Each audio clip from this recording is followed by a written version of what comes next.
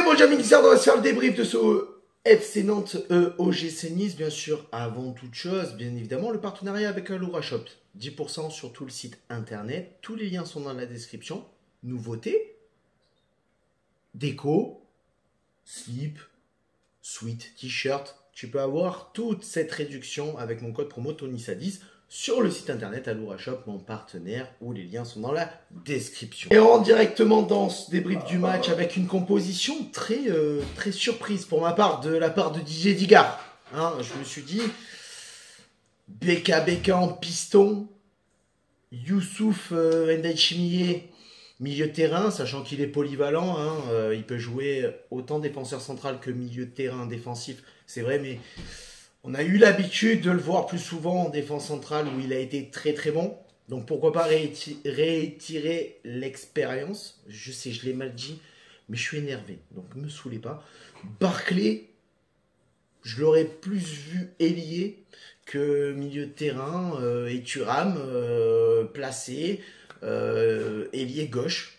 Une surprise vraiment, Digard a voulu faire tourner l'équipe peut-être en prévision notamment du match retour face au Tiraspol, mais une composition surprise. Cependant, on rentre très très bien dans le match, même si sur les premières minutes on joue très bas. Nantes arrive un petit peu à rentrer dans notre surface, mais l'ouverture du score va être très rapide de la part de l'OGC Nice sur un corner qui va être obtenu par Buonanni sur la première occasion de but niçoise. Barclay frappe et Terem Moffi complètement démarqué. Personne ne saute autour de lui. Il a juste à dévier le ballon dans les buts puisque c'est vraiment un caviar de Ross Barclay. Enfin, un corner très bien tiré par Nice et on voit directement le résultat. Et je l'ai répété très souvent dans mes vidéos, l'importance des corners, l'importance des coups francs qui sont bien tirés. Parce que pour ma part, je ne dis pas que chaque corner et chaque coup franc doit être un but, mais par contre, chaque corner et chaque coup franc, chaque coup de pied arrêté doit être une occasion dangereuse pour l'adversaire. Bon, ça a été le seul coup de pied arrêté dangereux dans ce match, parce qu'à un moment, souvent, on s'est effondré dans ce match. Hein. L'entame de match est très bonne, ça joue vite côté niçois, récupération haute, ça se projette vers l'avant, c'est rapide dans les transitions, on recherche très vite les attaquants.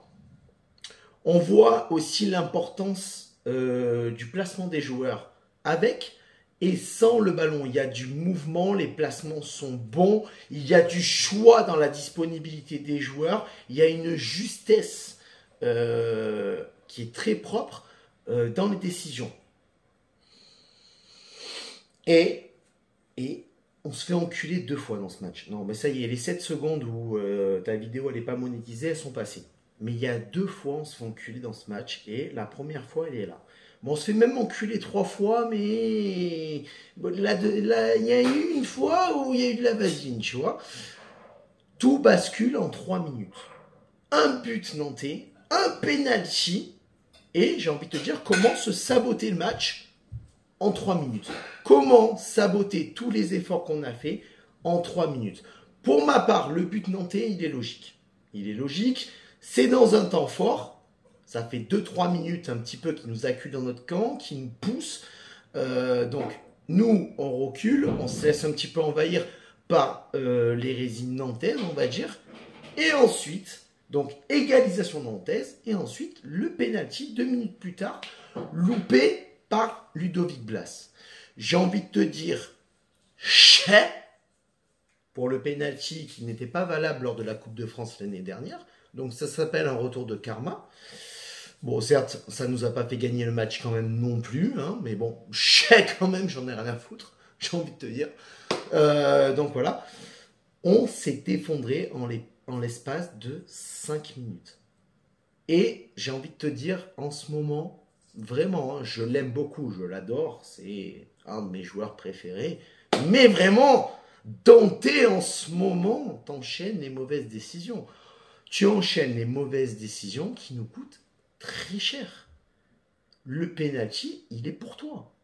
Et il y a bien penalty, les gars. À un moment donné, il n'y a pas de... Oui, il s'en met les pinceaux, ouais, il s'en met les pinceaux, mais il empêche l'attaquant monté d'aller au but. Donc, tu empêches une occasion de but, donc penalty. Pour moi, le penalty, il est 100 fois logique. Après, selon les avis, ça diverge. Moi, pour moi, il y a penalty. C'est clair. Heureusement qu'il le loupe. Et c'est la deuxième fois où on se fait enculer dans le match, mais celui-là avec Vaseline. Du coup, dans tout ça, qu'est-ce qui se passe? Ben, Nantes reprend le contrôle du jeu, plus décisif, plus tranchant que Nice. On enchaîne, nous, de notre côté, les erreurs techniques qu'on ne faisait pas en début de match. Et à ce niveau-là, pour moi, c'est dur de le comprendre, surtout dans les dispositions où tu étais pendant les 25 premières minutes de cette première mi-temps. Le milieu de terrain est désorganisé, ne fait plus de tampon dans le cœur du jeu. Au final, qu'est-ce qui se passe? Une demi-mi-temps par équipe, des erreurs de part et d'autre, 2 buts qui sont réalisés sur des coups de pied arrêtés. Il va falloir être carrément plus tranchant dans le cœur du jeu, être plus chirurgical sur nos occasions, être plus chirurgical sur nos récupérations de balles, mettre beaucoup plus de vitesse. Un match qui n'est pas fermé, au final, pour ma part, est la clé du match pour moi. Comme dans les premières minutes de la première mi-temps, elle est au milieu. On reprend, retour des vestiaires, une deuxième mi-temps qui s'annonce comme une grande sieste sans avoir besoin de prendre de l'exomil. J'ai envie de te dire vraiment, non mais c'était très compliqué. Aucun rythme dans le match de la part des deux équipes. Hein. Les deux équipes prennent leurs précautions, ne veulent pas prendre de risques. D'un côté, Nantes qui veut se rassurer après une mauvaise série de 3 matchs, 3 défaites en Ligue 1. Donc on est encore une fois les seuls à pouvoir relancer des équipes en difficulté en Ligue 1, mais ça on le sait. Et c'est pas la faute à on veut prendre notre revanche, non les gars. À un moment donné, la revanche sur la Coupe de France, c'est bon, c'est fini. On l'a encore là, certes, c'est vrai, mais ça n'a rien à voir. Les matchs qu'on joue là en championnat face à Nantes, ça n'a pas le même enjeu qu'en Coupe de France. Donc arrêtez avec il faut prendre notre revanche. Non, en match aller, c'était la même chose, match retour. Et dans 10 ans, ce sera la même chose. Dans 10 ans, il faudra prendre notre revanche en Coupe de France face à Nantes. Non, stop, c'est bon. À un moment donné, il faut arrêter de jouer avec cet enjeu-là. Il faut jouer pour prendre les 3 points. Basta, continuer à monter au classement et rester accrocheur de la 4e, 5e, 6e place. À un moment donné, c'est bon, faut un petit peu arrêter.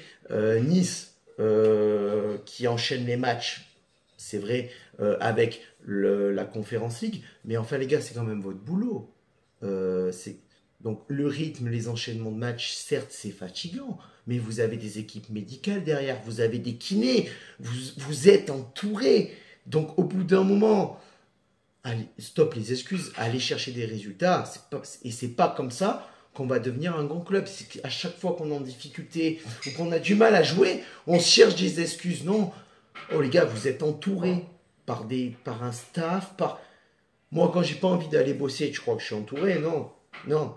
Le seul truc en fait qui me fait aller bosser, moi, c'est le fait que je dois aller payer mes factures. C'est un autre monde pour vous. Voilà, tu vois ce que je veux te dire. Donc à un moment donné, il faut arrêter un petit peu de chercher des excuses. Non, ce match-là, que tu enchaînes par rapport à l'Europe, que tu enchaînes 2-3 matchs par semaine, j'en ai rien à foutre. J'en ai rien à foutre. Tu veux devenir un grand club, ça passe par des résultats, même si tu enchaînes les matchs. Hein. Parce qu'en deuxième mi-temps, tu es incapable de réagir, tu es incapable de créer le surnombre, de créer l'exploit individuel. C'est mou, c'est dur. À part attendre un faux pas de Nantes, tu n'as pas grand-chose à espérer dans cette deuxième mi-temps. Alors, on a la chance d'avoir quand même un Didier Digard qui est lucide, qui reste lucide.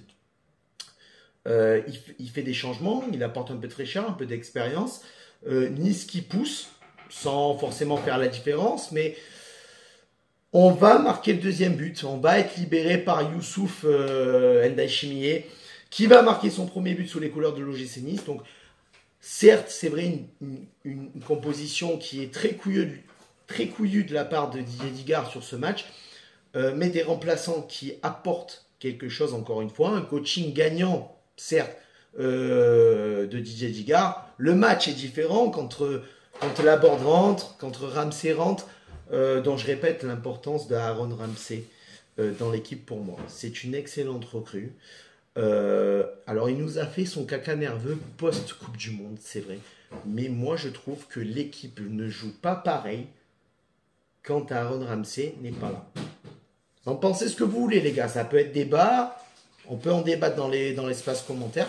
Mais pour moi, l'importance d'Aaron Ramsey dans l'équipe, je dis pas que c'est indispensable, mais on fait pas les mêmes matchs. Donc Nice récupère le monopole du ballon malgré tout après avoir pris l'ascendant, d'avoir marqué ce deuxième but. On récupère le monopole du ballon sans être tranchant, mais t'as de l'intention, t'as de l'implication. On aura vu plusieurs visages de Nice dans ce match et on se fait enculer une troisième fois. Voilà. Et là, la vaseline, non, là, la vaseline, elle n'est pas passée. On part en contre, parce que le deuxième but de Nantes, c'est ça. On part en contre. Je ne sais plus quel joueur a le ballon à ce moment-là, mais il a plusieurs solutions. Il en a au moins trois. Sur les trois solutions qu'il a, il choisit la plus compliquée. C'est-à-dire de faire une transversale en direction de Ayoub Amraoui. Le ballon n'arrive pas à destination de Amraoui. Nantes part en contre et ça fait but. Encore un mauvais choix, encore une mauvaise décision, encore quelque chose. Pourquoi tu cherches compliqué? Pourquoi? Alors oui, Amraoui était plus libéré, était plus démarqué, c'est vrai. Mais la passe, en fin de match, comme ça, quand tu mènes 2-1, cette passe-là, cette transversale-là, tu ne la fais pas. Tu avais Jordan Lotomba qui demandait le ballon, qui était un petit peu moins démarqué, mais qui avait quand même de l'espace, qui avait de la profondeur. Il pouvait aller faire quelque chose, chercher un centre. Non, tu décides. Voilà, c'est quand même. C'est un match où on peut. Sur ce match-là, vraiment, on peut avoir des regrets parce que tu gagnes le match, tu reviens à un point de Lille, tu reviens à 2 points de Rennes, le cinquième. On va pas parler du quatrième, c'est pas la peine. Mais